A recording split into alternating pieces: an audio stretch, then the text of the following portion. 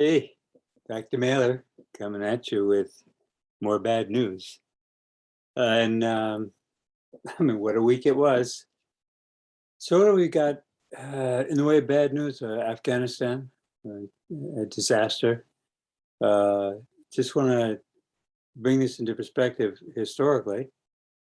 Uh, After World War II, the United States was the most powerful nation that had ever existed on the planet. Uh, but we were also an empire. We began our empire actually with the 1898 war against Spain and the acquisition of colonies. Territories. Guam, Philippines. The Philippines is like off in Asia. It's off the coast of China. It's in the Pacific Ocean. It's 2,000 miles away from the continental United States. And in 1898, we defeated the Spanish and took possession of the Philippines. The Filipinos didn't want us to take possession. Emilio Aguinaldo, the George Washington of the Philippines people, had been fighting against the Spanish to get them out of the Philippines. And after we came in, they were fighting against us. We fought for 4 years, a really dirty and horrible Vietnam type war, to force the Filipino people to accept a government imposed upon them by the United States. The president of the United States sent a governor to the Philippines. It's an empire. We became an empire. And it wasn't a simple thing either, because there were a lot of people in the United States that that doesn't sound like us. I mean, weren't we the ones who said, we don't want to be a part of an empire? No, we think that everybody should have a right to decide for themselves what kind of government they want, to be ruled by themselves. And you know what, we're willing to fight for that, and we're going to become independent of Great Britain. And this. We're turning around and doing the same stuff. I mean, what's this about?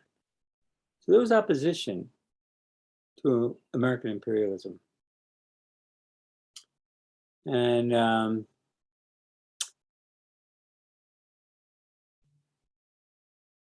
yeah, but we were an imperial nation. We were gung-ho, go into it.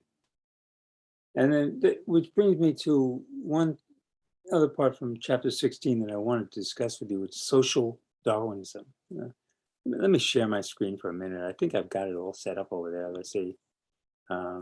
Share my screen. Take this down. Yeah, here it is. It's in the chapter. See, and this thing discusses social Darwinism. And I thought that maybe I would take a few minutes and talk about imperialism, social Darwinism, Afghanistan, the disaster, the bad news that was this week. After all, I mean, pretty humiliating. 20 years ago, we went in there to kick some ass, and these Taliban, we just knocked them down like nobody's business because we were the United States. They were the fucking Taliban. Come on. And mission accomplished, man. I tell you, And 20 years later, it turns out we lost, they won. They lasted for 20 years after we kiboshed them, took over their country, spent billions and billions and billions of dollars a day, never mind, and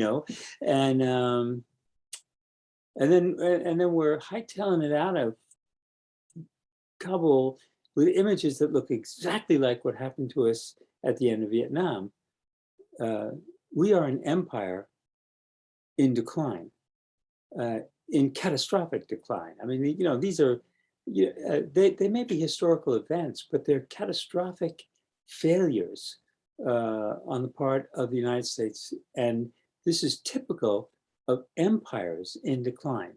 When empires begin to fall, they are almost willfully suicidal. They make very, very poor decisions and almost invite the collapse and the disaster that's about to come upon them. So that's the first thing I just want to make clear here, that I think that what we're seeing is the collapse and the end of the American empire. But let's get back to social Darwinism.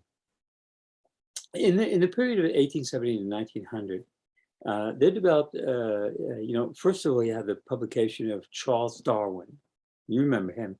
He was the one who said that human beings are not unique. We were not created by God on the sixth day. We evolved from simpler creatures, as did all life on the planet. And there's only one life form on this planet. All the DNA of every single thing that's living on this planet is precisely the same. I mean, it works. It's the double helix with the four bonds, and then that's it. All life emerged from one place and evolved. That's Darwin, basic Darwin. And Darwin explained how evolution was driven. And Darwin said evolution is driven by natural selection. The example that he gave was, and it's a very good example, it's an excellent example of natural selection. When he was a kid growing up in London, before the Industrial Revolution turned London gray, there were two colored moths. They were the same species of moth. It's like you have German shepherds with different colored, hair. It's the same dog. It's the same species. It's just different color. So he had these two moths. 80% of the moths in London when he was a kid were white, and 20% of the moths were gray. As the city became grayer because of the soot from the industrial factories, the population of moths changed. 80% became gray and 20% became white. And Darwin explained this simple thing. When the white moths would land on a white brick background, the bird wouldn't notice the white moth and fly by.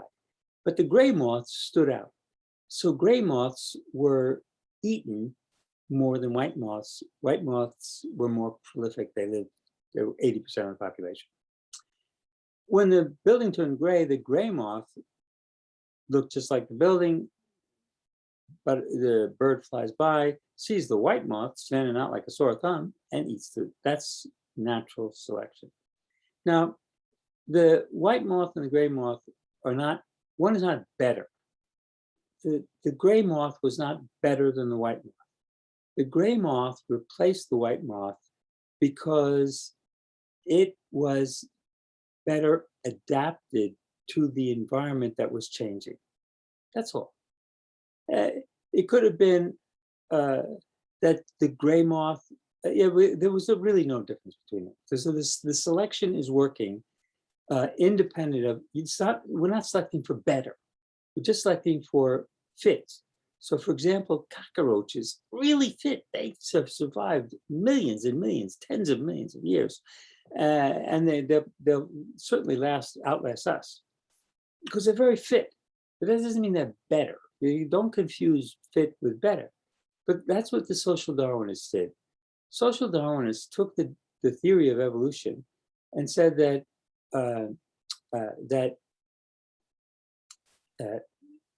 societies develop naturally, just like what they described evolution as working as follows.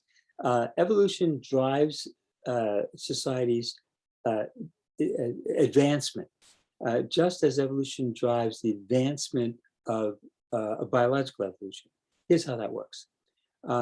You have rabbits and wolves, and the weak rabbits get eaten by the wolves, and so the rabbits get healthier and faster.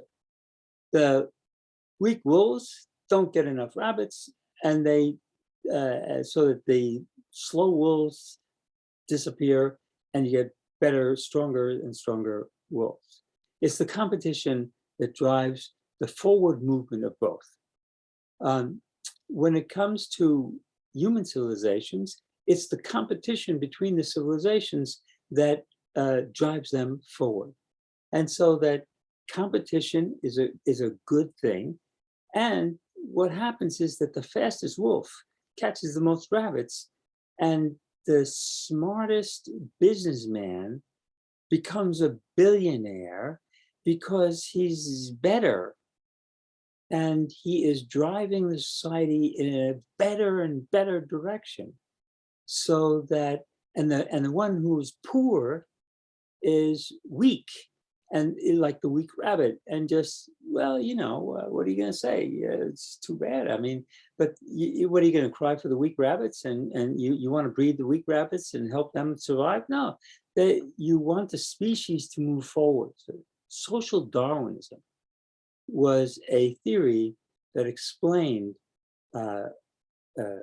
American society when it was a burgeoning, exploding capitalist society with the first millionaires. And U.S. Steel, United States Steel was the first billion-dollar corporation. 1901, the first $1 billion. First billion-dollar corporation, largest corporation in the world. $1 billion back then was maybe $100 billion today, I don't know. But it was certainly a dollar went a long way then. So, but social Darwinism explained American society, and it explained it in a way that had political implications, which was that any government that tries to take money from rich people in order to feed poor people is making a terrible mistake, because all you're going to do is make more poor people. They'll never become less poor, because they're just going to become more and more poor people, like the rabbits. They'll just keep breeding. It's natural selection, it's social Darwinism that keeps the society stable. And in fact, populations increase geometrically, and food supply only increases arithmetically. So there's always going to be more people than there is food. Some people are going to have to starve.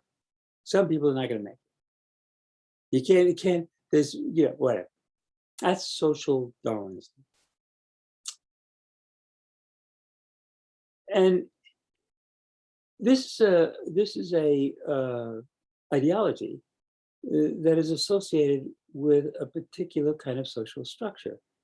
So after World War I, when the United States, after World War II, when the United States was wealthier than all the rest of the world combined, we had so much money, we were so powerful, that the dominant ideology was liberalism, and the belief that the world is plastic. It can be molded. You can fix things. So you have education. You have people without education. You can build new schools. You can pay teachers more. You can do all kinds of things. You have crime. You can rehabilitate criminals. You can take care of families with dependent children. You can create Head Start programs and work-study programs, and you can solve social problems. The social problems can be solved. It takes money, that's all. You have to have money to reach down, and you can have as Lyndon Johnson said, war on poverty. We're going to have a war on poverty. The kind of money that we spend in the military, we're going to spend to elevate, to lift up the poorest among us, to redress inequality. Well, that was fine until by the 1970s, 1980s, when Ronald Reagan became president. The United States was now up against the wall, and our economy was faltering, and the money had dried up.